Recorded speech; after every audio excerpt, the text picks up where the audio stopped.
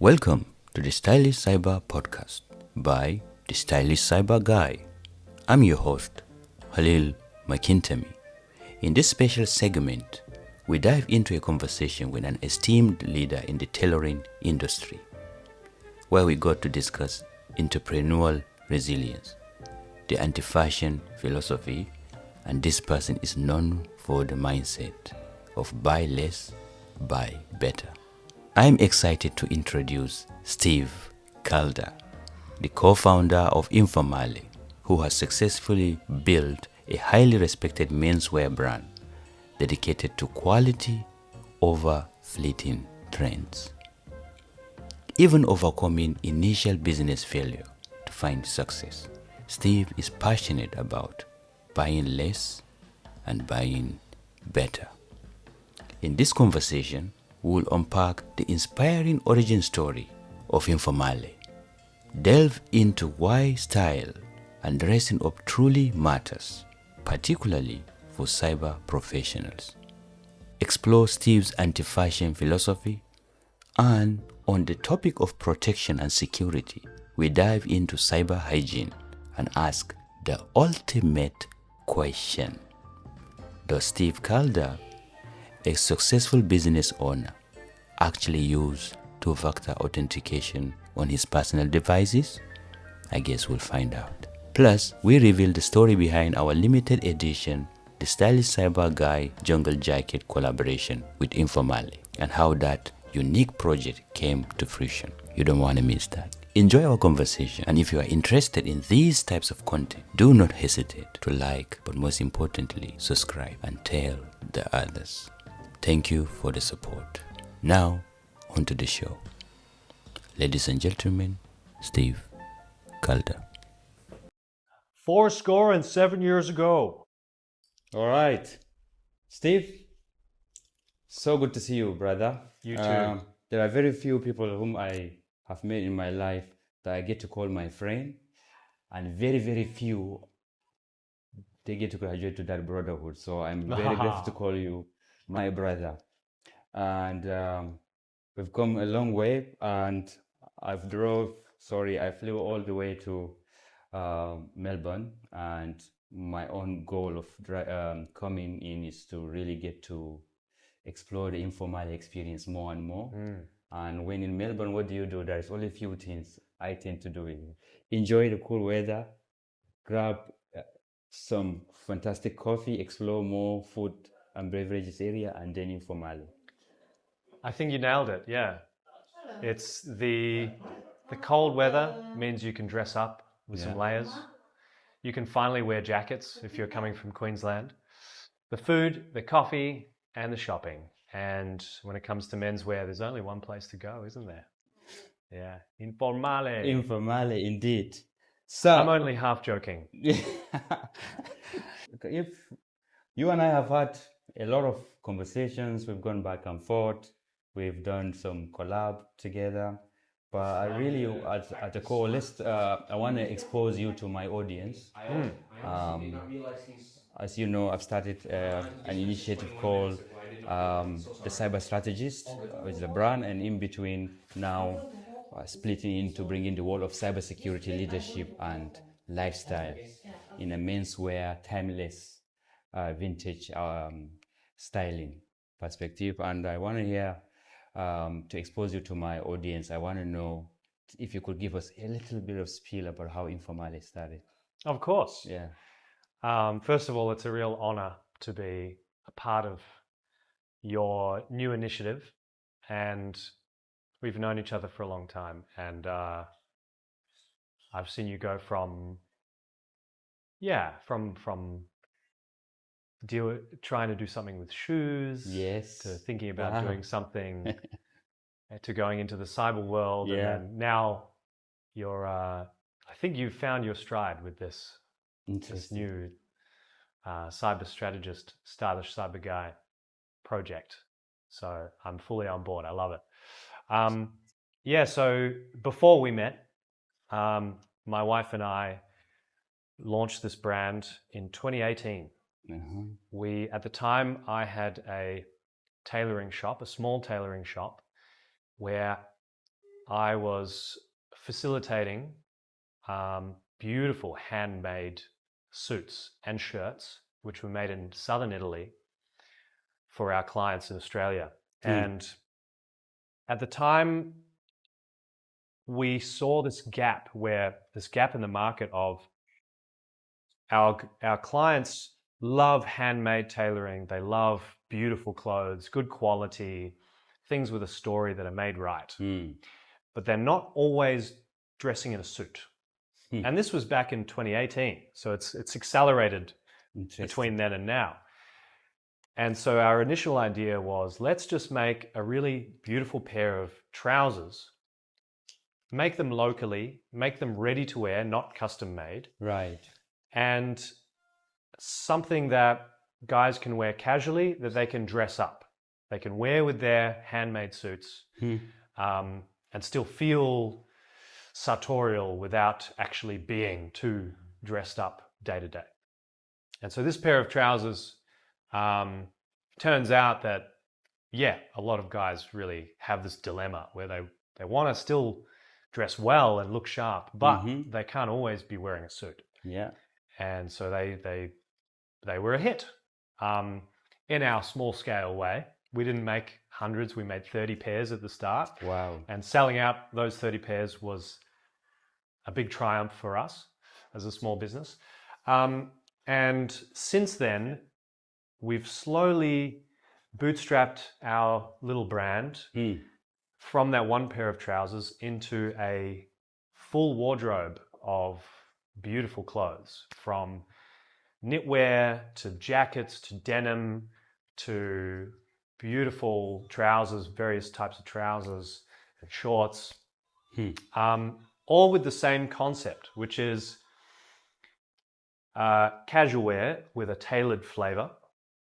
So essentially clothing that you can wear day to day, which fly under the radar, but are important and eye-catching for the right people. The right people will see the jacket and say, hey, hang on a minute, that's a well-cut, beautifully designed jacket. This guy is someone who I need to pay attention to. So it's for the right people. It's if you know kind of brand. Absolutely. And so it's casual wear with a tailored flavor, solving that problem of how do I dress well in a casual environment. And it's also made in Australia, made in Melbourne, which we value highly. And we strongly believe that the local industry, clothing making industry, needs some love. It needs some support. Absolutely. And it's a real honor to be able to support the small manufacturers here. And made with this goal in mind of timelessness, of a slower pace, clothing that you can wear now, 10 years from now, hopefully 30 years from now, and it'll still look great, and it's not a trendy design. It's based off a vintage garment. Often from the 40s or 50s or 60s. And if it looked good 60 years ago and it looks good now, maybe in another 60 years, it'll still look good. So just a different approach to fashion. Fashion is very fast paced. It's all about consumption. It's all about buying the cool trend of now and then moving on to the next cool trend later. We want to reject all of that. And we just want to wear beautiful clothes that we're proud of, that make us feel good. Amazing, man. That's the nutshell. That's the long version of the intro. Man, I've got so many questions from that intro. So started off humbly with just trouser, and now here we are. The team is growing. You still maintain that ethos. You are still the same. You haven't changed one bit from that 2018 that you mentioned. And we first met 2019 after talking back and forth on Instagram. You haven't changed one bit, but man, you are the same, always present, always ready to give your time, and you really care. you really care, and that's what connected me with you the most. When I started early on, I'll tell you a quick story. I didn't know it was Bruno. Yes. Yeah. Who said, with the kind of thing you are doing, maybe you want to talk to Steve Calder. And when I walk onto the showroom, when you are at that small little place, yeah, I still remember you were quite welcoming, and I felt like I've known you right from the moment. But really, of recent, your first podcast gave me an insight onto why I connected to you more. In there, you talked about how you really want to continue to connect with those artisans locally, but also to keep things fresh and in a form of anti-fashion. That was the word you used. Can you talk to me more about that anti-fashion ethos? Sure. So I guess I'm a contrarian. Yeah. If too many people are doing one thing, I don't want to do it. So in fashion, I've my entire career has been in fashion and menswear since I was 15 years old. And I've seen the trends come and go. I've worked for various businesses with different approaches. And I ended up at a global men's luxury brand, luxury retailer, who was at the time famous for and heavily focused on tailoring. And their ethos was quite similar, which was we don't create trends or follow trends. Yeah. We just make great clothes that are timeless, that have a considered color palette, that are beautifully made, and have a story. And I really loved that concept, because if someone asks me, oh, how much is this jacket from this other brand? It was very expensive, but I had all the honest answers to them about why that jacket costs that much. Yes. And that was the first time working for that luxury retailer where I didn't have to bullshit. Yeah. Right? Interesting. I told the customer exactly why that jumper or that pair of pants or that jacket costs that much. And so once I had a taste of that, I realized that's what I want to do. But I still wanted to do something for myself. Yeah. I still wanted to do something a little bit contrarian. And how do I make timeless clothing which is different to everyone else? Yeah. The clearest answer to that was make it in Melbourne. Who else is making clothing in Melbourne? Not many people. Not many. There's a few, but there's not many. Yes. And then layering on top of that, my point of view, which is I'm a sartorialist. I'm a tailoring enthusiast at heart. And so being able to dress casually, but still maintaining that aesthetic and that cut was very important to me, to what my passion is, but also turns out that specific mix is quite unique. So that's from that perspective. But also I think being anti-fashion is just better for our environment. It's better for our mindset. It's better mentally. We're rejecting the idea of things that are disposable, and we're putting more value on the things that we own. I just think it's a much more holistic way of living. Yeah. And it doesn't just apply to clothing, it applies to anything we spend our money on. Right. Which is this concept called buy less, buy better. So we follow that ethos very closely, and part of it is me being contrarian, trying to do something different. But the other part of it is it just feels like the right thing to do. So amazing. Now I want to talk about my industry a bit. I come from an industry where mostly tech, cybersecurity. We don't pay much attention into how we dress up. But another thing we forget most of the time is that it's all about people. It's all about people. You can't be a good cyber security professional if you don't have your way around how to speak to people, how to really influence, and so on and so forth. And people don't care too much about the dressing side of things, so you see us always dressing just very, very laid back. And coming from places like Queensland, it's even way, way laid back. Mm-hmm. Why should we care?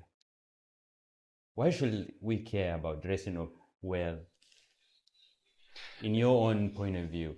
So essentially, it's about how you present yourself to the world without speaking, because the first communication you make is when people see you. It's visual communication. Before your mouth opens, before words come out, when someone sees you, they're already making their mind up about you. Yeah. What they think about you.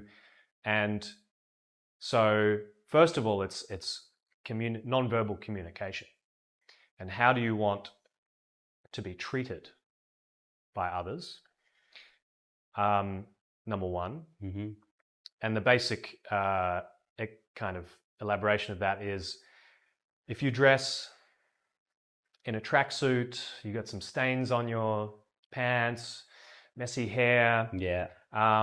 You're wearing just your favorite sneakers that you've had for 5 years and they're falling apart.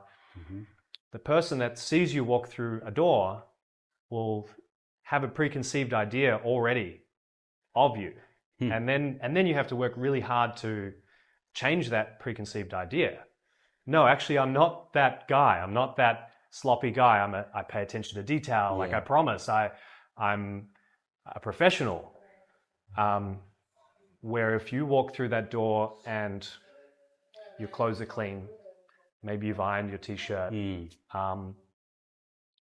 don't even have to put a lot of thought into your outfit. You can just put a little bit of effort into what you buy at the start and fill your wardrobe with. Once you get that right, you can literally just walk in, pick a few things, and you know you look good. Then you're not doing that. You don't need to do that dance of, hey, please take me seriously. Yeah. As soon as you walk through that door, they see someone who's put together. They see someone who pays attention to details. They see someone who is professional. So you've already communicated that immediately without needing to say a word. So I guess it's an efficiency thing. Absolutely. If a lot of guys care about that. Yeah. Okay. So I think that's the main ethos, part of it. And the other part of it is just like, it's easy. Once you do that, you do that groundwork at the start where you put a little bit of effort in, find the things that work for you, you can kind of forget about it. You've got a wardrobe of great clothes. You feel confident every day, and there's very little extra effort you need to put in later. So, and there's one added component to that also. From that, to me, the kind of clothing you make, each person gets to be their individual self, where they can find their own unique style as well. That's what I find. And I've never seen a person in an Informale jacket, trouser, or just shirt that wears the same. Yeah. So that alone is something, you get to find what really suits your cup of tea. And my take is, when it comes to personal style, is a journey towards finding out what works for you. Yeah, as well. So which is really for me, I find it fun, as a fun experience as well. Yeah. It's a good foundation. I think what we do really well is we make a lot of beautiful things very simply, so you can easily mix it in with your existing style, your existing wardrobe. Yeah. It's not something that you need to go all in on this look. You can just slowly accumulate. And it becomes a part of you. You don't become a part of it. Yeah. And I was telling you earlier that since I've started assembling my wardrobe with some few Informale pieces, now I barely buy stuff as much. So again, you are psychologically changing that buy-in by less but quality with it, as in it's working for me as well. So good. I'm glad. Yeah. So thanks for that. It's working. It's working. It's really working. Do you want to talk about our jacket collaboration? I think we should. Yeah. Actually, first, I actually find it quite funny that I'm here telling people to buy less. Yeah. Like I'm selling clothes, but please don't buy too many. Just buy less. You see? Exactly. Yeah. See, it's funny you do that, but I'm telling you, and now I'm naming each of my. That's one thing I started doing. I'm naming each of my Informale collection. I name them because then it's a relationship, in a way, and also the more I get to know you, the more I'm falling in love with what you guys do. Hence our collaboration, by the way. That's right. It makes sense. That's right. It makes sense to do stuff with people you love and care about. Yeah. So that you give to the world your whole self, a part of you, and they can feel it in the clothing we make, in the relationship we build, but also in the conversations and the story you get to tell. That is so important to me, really. So let's dive. Okay, Yeah. Let's go. So a while ago, you came to me with an idea. And you already own a few of these jackets yourself, personally. So you're a great advocate of this style. But you wanted to do something for your project, which is for the Stylish Cyber Guy. And the concept was, let's take this 1940s, 1960s military jacket, and let's recreate it specifically in this tan color. So the tan color was one of your must-haves. Obviously, you live in Queensland. Yeah.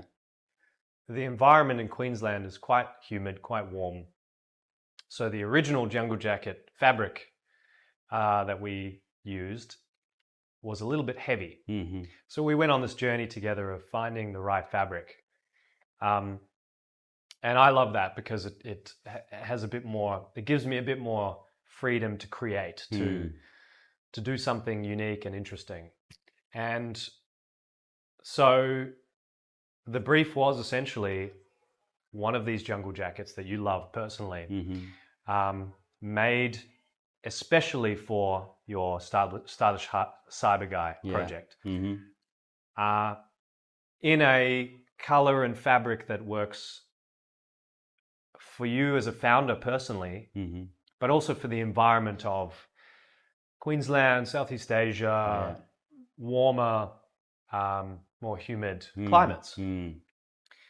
And so we went down this kind of rabbit hole of what fabric should we use? What fabric should we use? Yeah. And we landed on this repro fabric. Repro means reproduction. So it's from Japan, and the Japanese are really good at precisely remaking old things.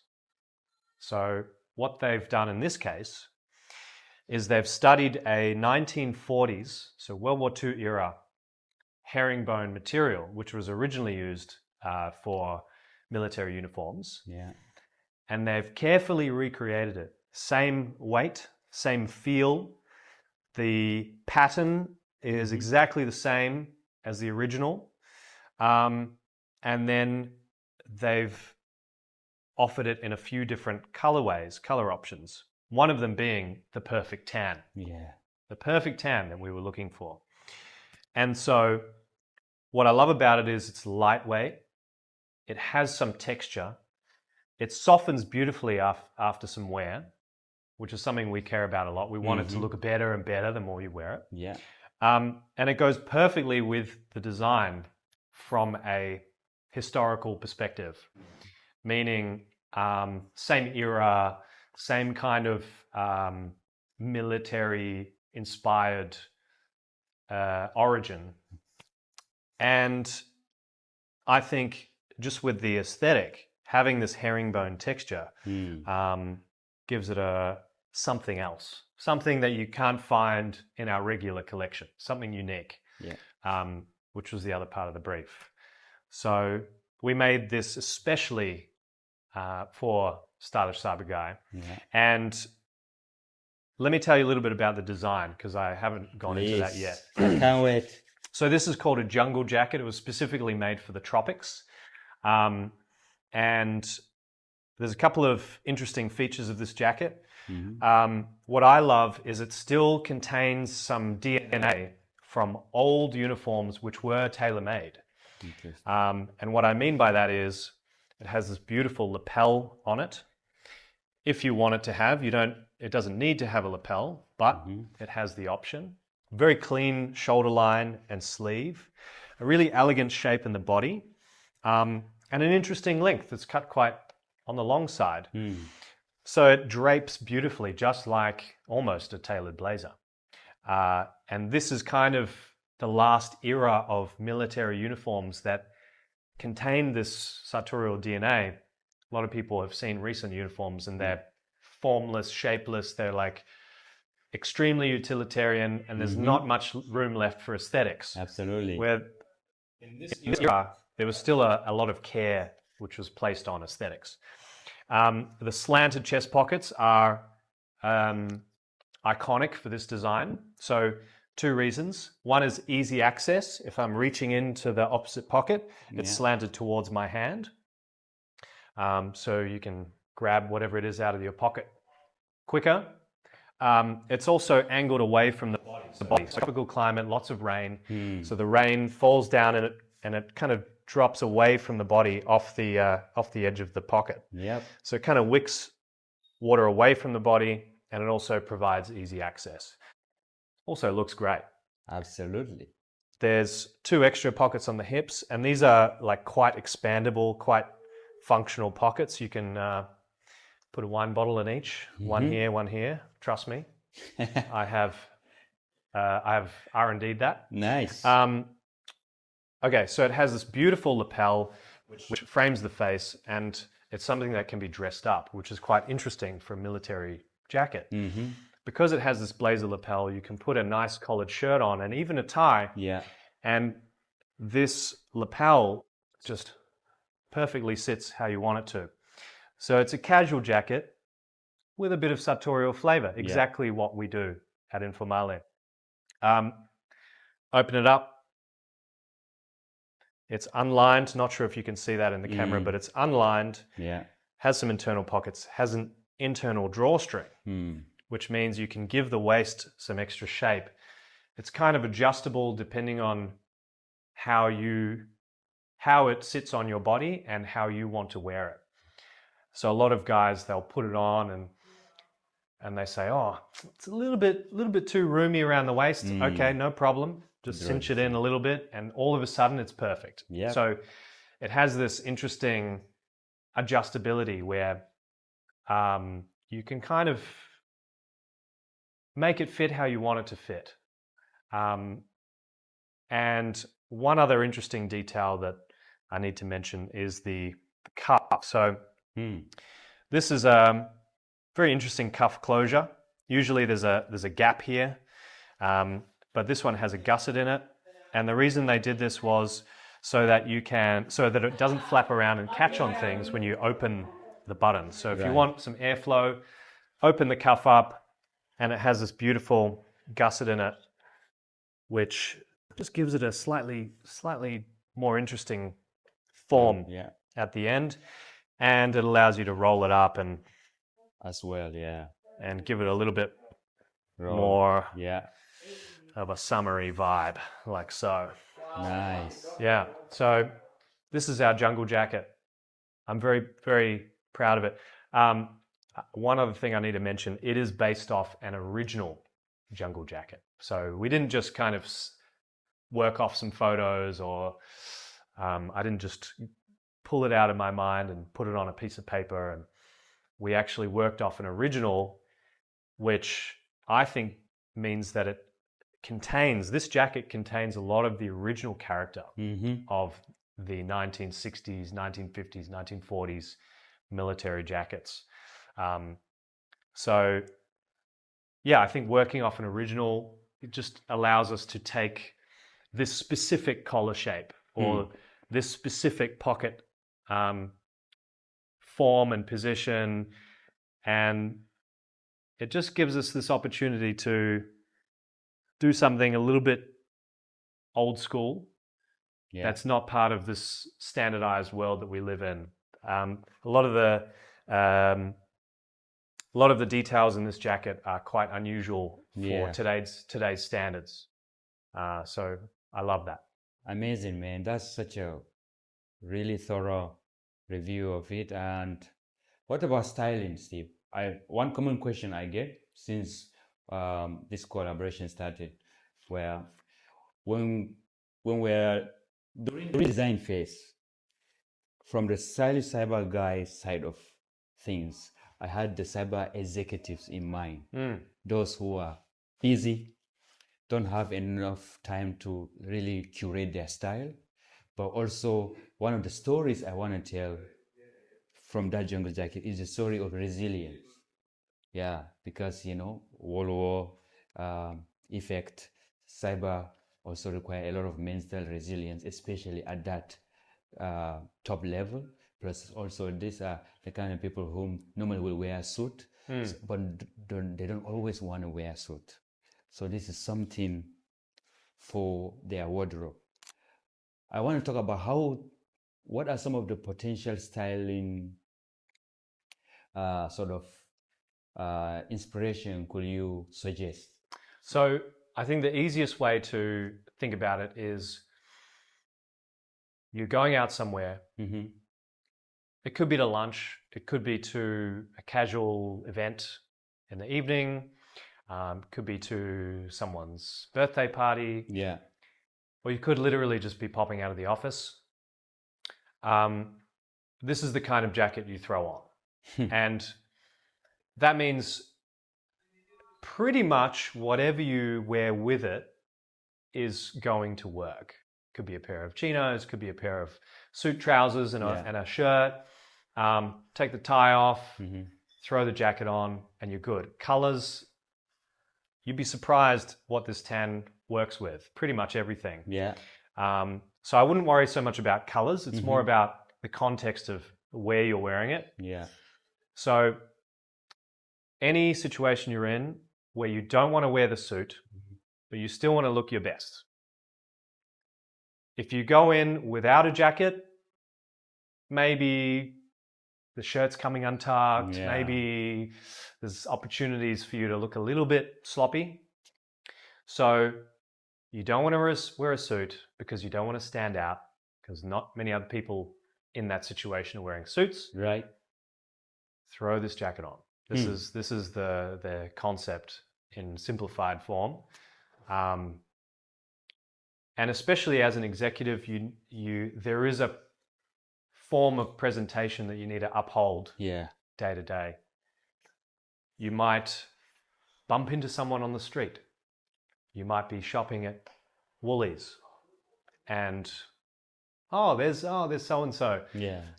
There's a level of presentation that ideally you need to uphold. And so how do you do that? Best thing to do is just have a jacket that's casual, that doesn't look out of place wherever you go, but also a jacket that's dressy enough where you look and feel your best. Yeah. And that's it. That's the nutshell. And I couldn't agree more. Can my cyber women executive wear this? Absolutely. it's not specifically cut for women, Yeah. but there's a couple of reasons many women gravitate towards this style, even in our store. Yeah. First is the wastage. Yes. So if you have a little bit more shape than typical kind of straight up and down dude, Yeah. you can bring in the waist. All of a sudden it fits. The other thing is, it is quite popular these days to wear something a little bit more masculine. And my wife does it all the time. She's constantly borrowing my jackets and throwing them on. So I definitely think there's a place for it to be more of a unisex garment. Yeah. All right. I was throwing a bit of cyber at you. You're a small business owner who look after people. You are a leader as well. What are some of the security hygiene from a personal usage of your either mobile phone or laptop or even the business? What are some of the cyber hygiene that you maintain? Do you have, for example, multi-factor authentication in your business account? Are you doing the basics? Okay. I do have 2FA. Okay. On most things. We use, I think it's called G Suite, Google's system for a lot of our internals, which I think has decent security. We have multiple passwords that are annoying to remember, but necessary. Do you maintain password manager to do that? No, it's all up here. Up here, yeah. It's all up. You can't crack this. There's no hacking this, baby. That's it. That's good. Yeah. On leadership side, what's your process? Do you have a specific leader that you look up to? Yeah, in terms of how you manage your team. Like a role model? Yeah.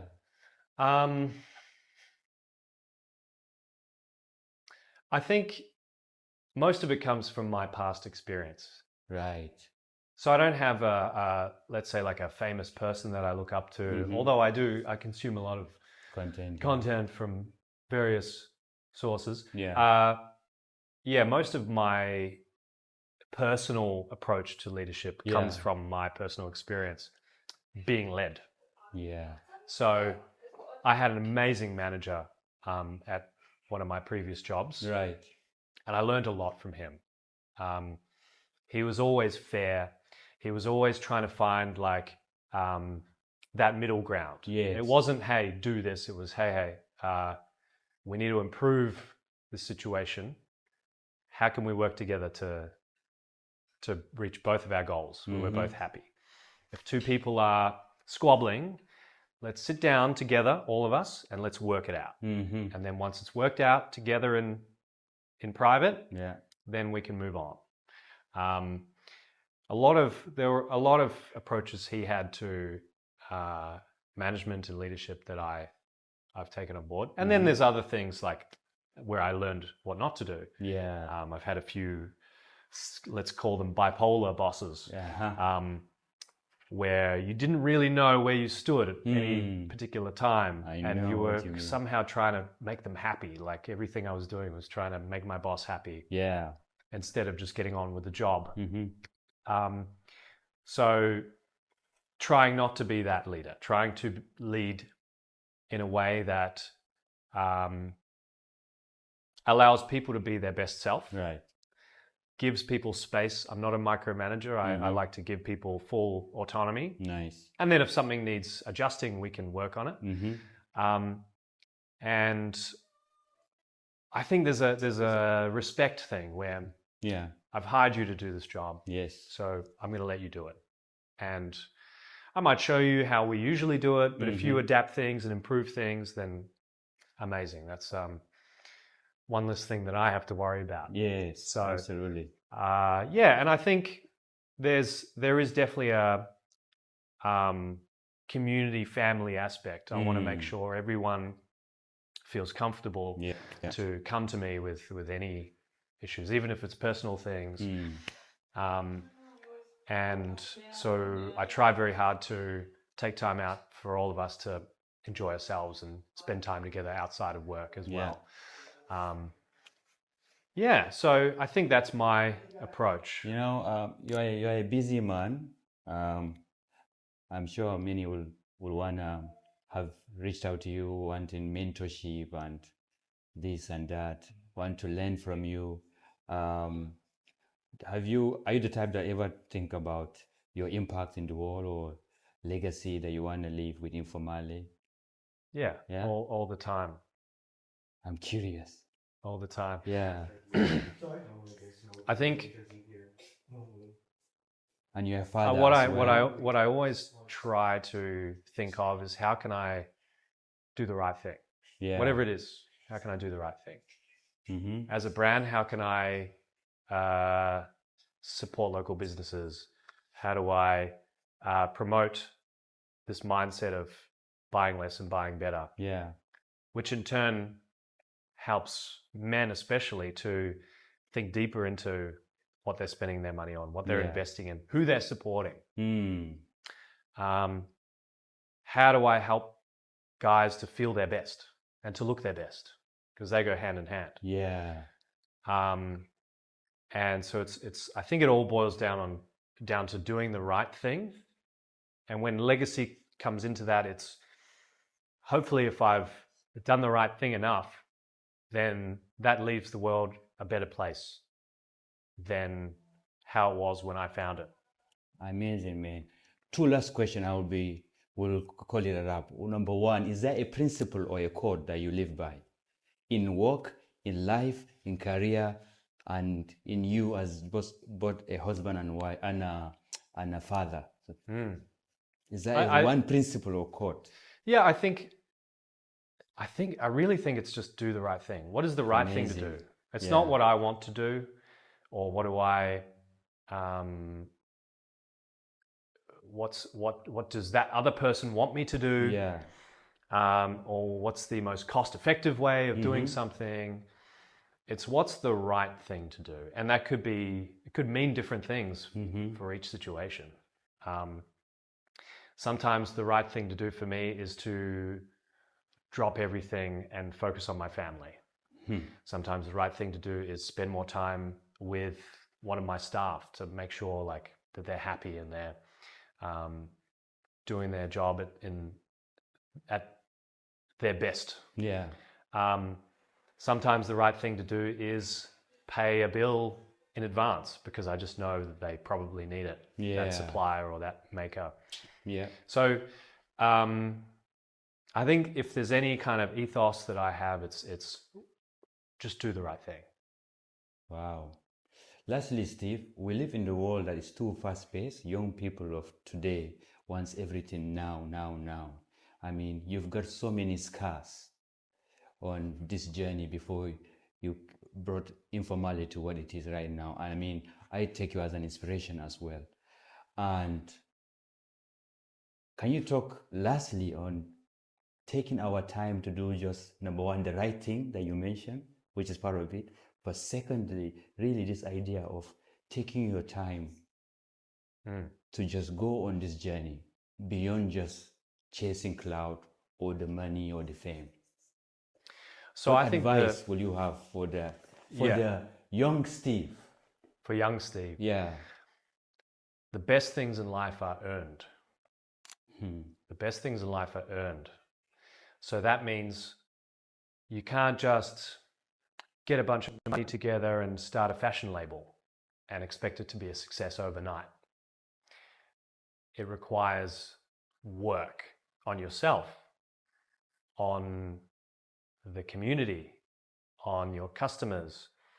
You can't just start a business overnight and expect it to be a smash hit and then exit 6 months later for $40 million. Like, you hear stories of that happening, and unfortunately it's such a big world that's made so small because we're all connected. So we hear stories of people making money overnight and becoming rich, and the best things in life are earned. So what that means for me is we started our business with one pair of pants. We made it work. It took us 2 or 3 years to actually start paying ourselves, which was a part-time wage. Wow. And then it took us maybe one... At the time, sorry to cut you a bit. I'm curious, at the time, were you also doing another job? Yes. Uh-huh. Wow. So I started my first business. I was working full-time while I started that for the first year. And then I moved to a casual role, and I was working that casual role all the way up until COVID. So that was for about 4 years. I was working another job until we got to the point where we could figure it out, and then I could focus completely on this. And even now, like it's been 7 years. We're not paying ourselves a lot of money. If you looked at all the hours worked through the week, it's probably minimum wage or less. But we love it. We know where it's heading. We know that we're onto something. There's something special here that we've come across. Yeah. And so it's worth all of this hard work. It's worth all of the sacrifice. It's worth pulling the thread and seeing where it goes. Don't stop. Thank you, bro. Don't stop. Yeah. And you are doing something amazing. Yeah. And I won't stop. I can't wait to see where this collabo is gonna take us. And for me, I will keep being on the sideline to really explore this journey with you and to continue learning from you, with you, and to stand next to you all the way. Man. Thank you, bro. God bless. Ciao, ciao. Ciao.